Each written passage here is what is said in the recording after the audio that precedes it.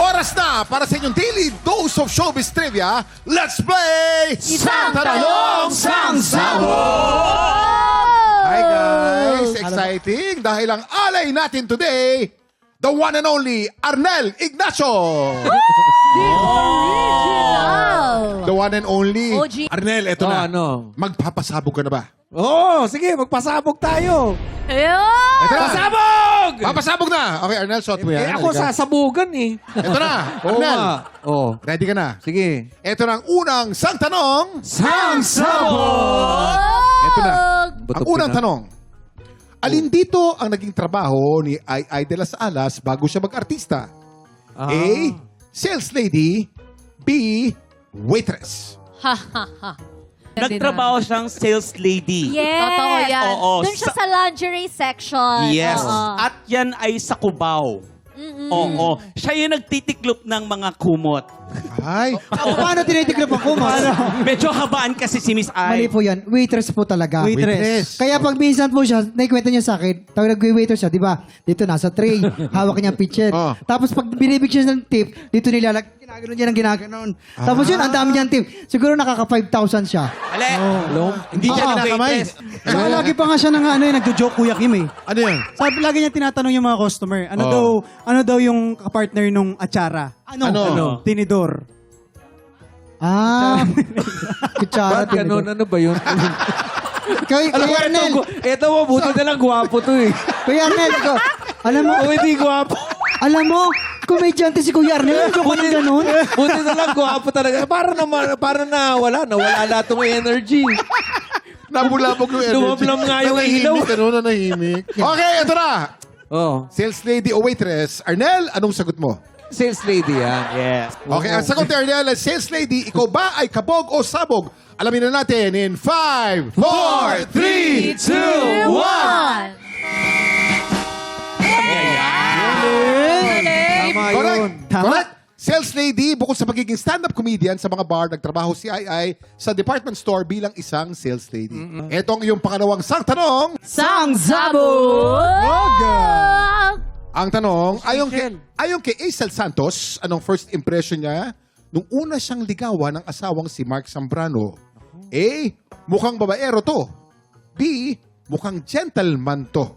Ay, syempre, ang unang reaction lagi ng mga babae, ay, mukhang babaero to. O, wala na pogi, di ba? Hindi ganun talaga usually na nararamdaman lagi ng tao ng babae. Yung parang, ay, nakakita ng ano, tapos nilalapit-lapitan, sasabihin niya, ay, mukhang babaero. Lalo na yung asawa ni Miss ano? Si Mark Zambrano. Ang Oo. gwapo-gwapo. Ang gwapo din kasi. Tapos talagang yun Tsaka yung reporter natin yan, si Oo, Jimmy Seth. yeah. Oh. Ito kasi yung nangyari dyan.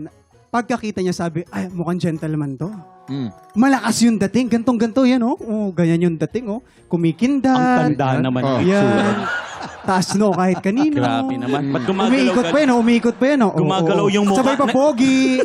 Gumagalaw yung mukha. Na-stroke ba yan? Okay, Arnel, anong sagot mo? Sabi niya, mukhang gentleman to. Mukhang gentleman to. Mukhang gentleman to. Tingnan natin kung ang sagot mo ay Hindi ako kabog o sigurado sabog in dito 5, 4, 3, 2, 1!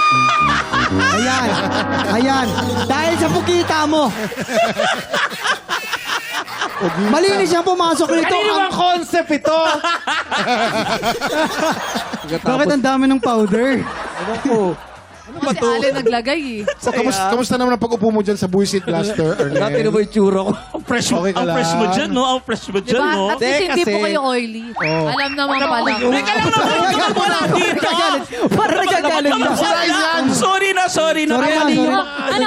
Huwag ka naman joke. Tiktropa, palakpakan naman natin. Kuya Arnel, maraming salamat sa pagkulitan sa amin. Up next, papapwestuhin na natin ang mga inampalan dahil dalawang bagong kalahok ulit ang susubok umagaw sa pwesto ng ating kampyon. Tanghala ng kampyon na sa pagbabalik ng... Thank you, Kuya E.